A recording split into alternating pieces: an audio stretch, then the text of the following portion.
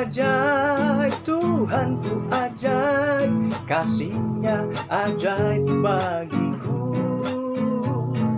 Yesus ajaib, Tuhanku ajaib, rahmat-Nya kekal selamanya. Rahmat-Nya kekal selamanya.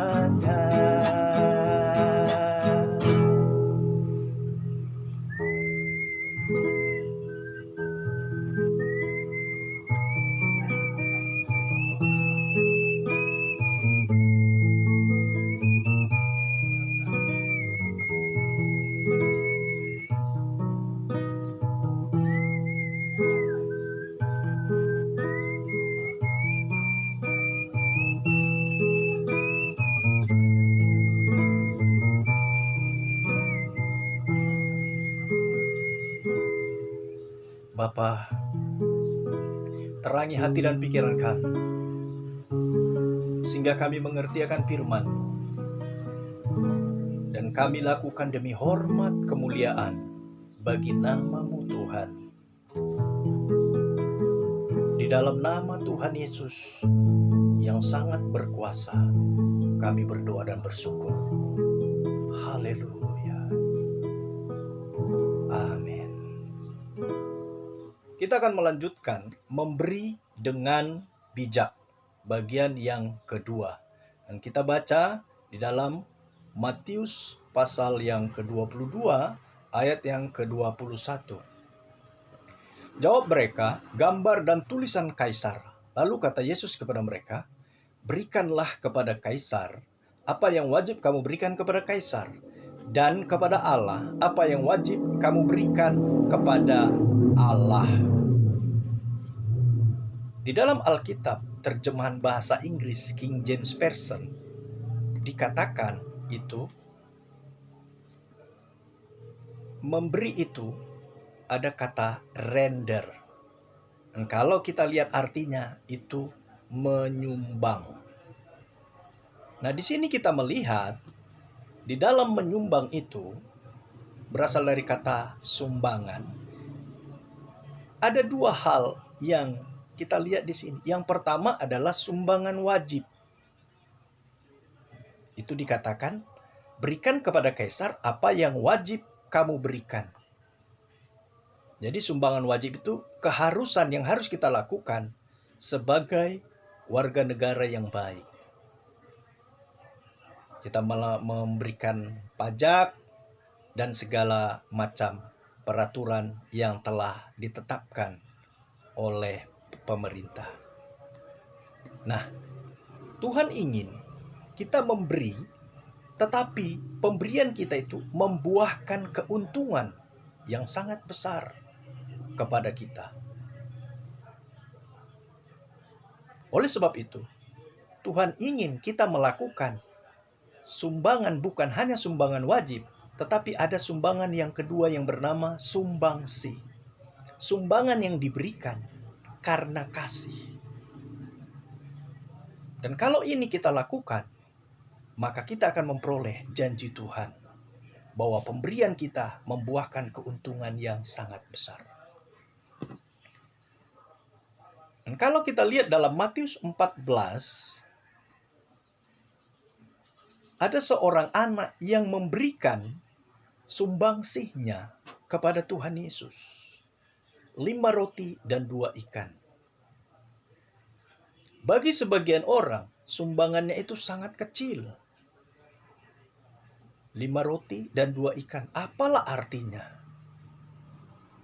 Mengapa? Karena yang akan diberi makan itu lebih 5.000 orang. Sangat kecil. Tapi sumbangan yang diberikan karena kasih, karena cinta, itu sangat diapresiasi, sangat dipuji, sangat diinginkan oleh Tuhan, Sang Pemilik alam semesta. Sehingga ketika diberikan yang ada hanya 5 roti dan 2 ikan, Tuhan berkata begini, bawa kepadaku. Itulah apresiasi Tuhan. Ketika dibawa kepada Tuhan, tidak ada yang mustahil. Ketika sumbanganmu itu dipuji oleh Tuhan, disitulah engkau akan mengalami keajaiban. Coba kita baca di dalam Matius pasal yang ke-14 ayat yang ke-21. Yang ikut makan kira-kira 5.000 laki-laki, tidak termasuk perempuan dan anak-anak. Sumbangan yang diberikan karena cinta, karena kasih, membuahkan keuntungan. Tidak membuat anak ini kelaparan walaupun semua telah dia berikan, tapi malah membuat dia mendapat makanan. Saya yakin Yesus akan ingat kepada anak ini. Karena Yesus adalah Allah yang luar biasa. Kalau orang memberi kepada dia, dia akan membalasnya beribu-ribu kali lipat. Ingat Tuhan pernah berkata kepada seseorang, jika engkau memberi secangkir air saja kepada hamba-hambaku, kepada pelayanku, engkau tidak akan kehilangan upahnya. Lihat janda di Sarfat, dia hanya memberi sedikit minyak dalam buli-buli dan tepung dalam terigu yang sangat sedikit. Dan kalau dia olah sekali makan saja, dia berikan kepada Elia. Dan lihat keajaiban Tuhan bagi orang yang memberi karena cinta, karena kasih. Janda itu bisa makan lebih dari setahun. Sedikit yang dia beri, tapi hasilnya luar biasa. Cuma pertanyaannya, kadangkala kita nggak mau memberi karena kasih.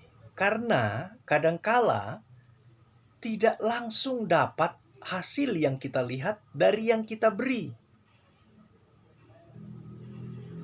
Dan itu juga dialami oleh seorang yang bernama Mordekai. Coba kita lihat dalam Ester pasal 2 ayat yang ke-21 dan 22. Pada waktu itu ketika Mordekai duduk di pintu gerbang istana raja, sakit hatilah Bigtan dan Teres, dua orang sida-sida raja yang termasuk golongan penjaga pintu. Lalu berikhtiar mereka untuk membunuh Raja Ahasuerus. Tapi perkara ini dapat diketahui oleh Mordekai, lalu diberitahukannya kepada Ester, sang ratu. Dan Ester mempersembahkannya kepada raja atas nama Mordekai. Nah, kemudian kita melihat di dalam Ester pasal 6. Ester pasal 6 ayatnya yang ketiga. Maka bertanyalah raja, kehormatan dan kebesaran apakah yang dianugerahkan kepada Mordekai oleh sebab perkara itu? Jawab para biduanda raja yang bertugas pada baginda, kepadanya tidak dianugerahkan suatu apapun. Akhirnya raja bertindak untuk orang yang telah menolong dia. Kita lihat Ester 6 ayatnya yang ke-10.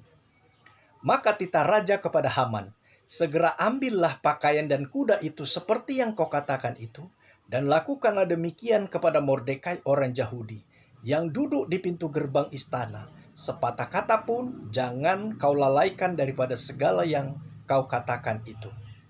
Ayat yang ke-11, lalu Haman mengambil pakaian dan kuda itu, dan dikenakannya pakaian itu kepada Mordekai. Kemudian diaraknya Mordekai melalui lapangan kota itu, sedang ia menyerukan di depannya, beginilah dilakukan kepada orang yang raja berkenan menghormatinya. Ada jarak yang sangat jauh antara Ester 2 sampai Ester 6 untuk jawaban atau balas jasa daripada Mordekai. Tapi Tuhan tidak buta. Tuhan membalas kebaikan hati orang yang suka menolong orang lain.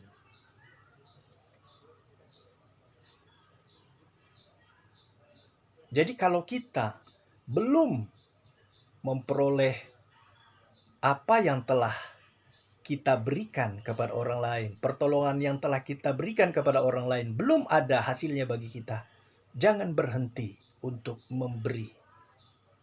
Dan berikanlah dengan kasih, di mana engkau berusaha untuk menolong orang itu. menjadi lebih baik dari sebelumnya. Dan itu juga berlaku untuk Tuhan. Makanya dikatakan, apa yang wajib kamu berikan kepada Tuhan, berikan kepada Tuhan. Tuhan juga ingin agar dia dibantu untuk menegakkan kerajaannya di bumi ini. Coba kita baca dalam Markus pasal 16 ayat yang ke-15.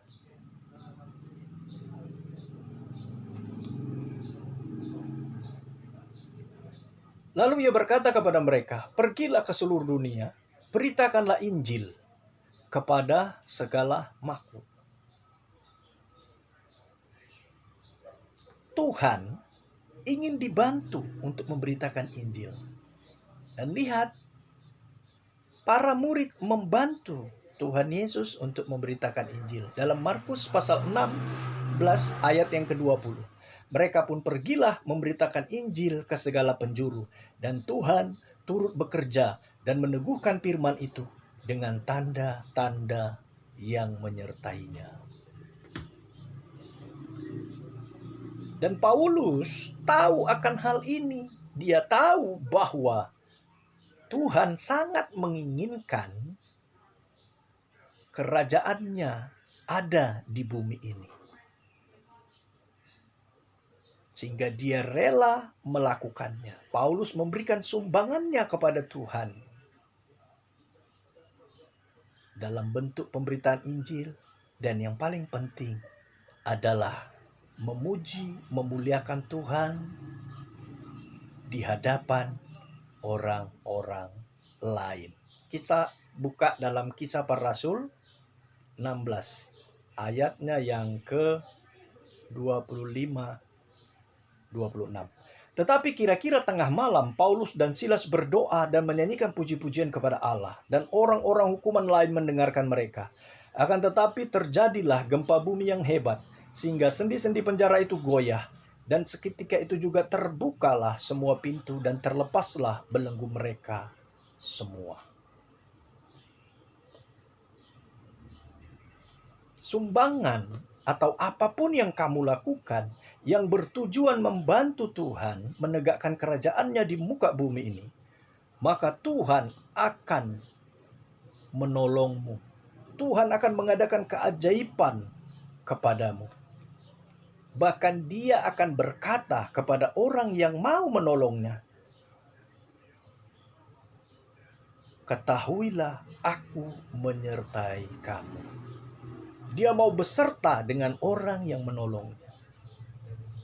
Oleh sebab itu, pemberian yang kedua yang bisa menguntungkan kita adalah pemberian yang kita berikan untuk menolong. Sekali lagi, untuk menolong. Bukan untuk merongrong. Karena kata merongrong itu memanfaatkan untuk keuntungan kita sendiri.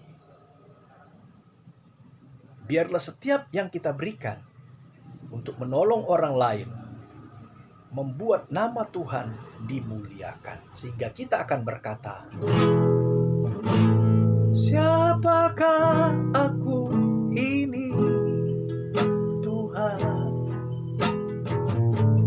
Jadi biji matamu.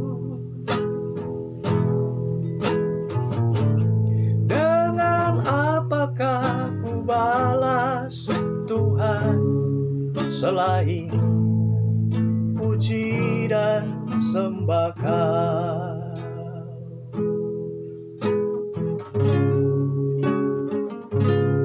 Ku tahu Bapa peliharaku, Dia baik, Dia baik. Ku yakin Dia selalu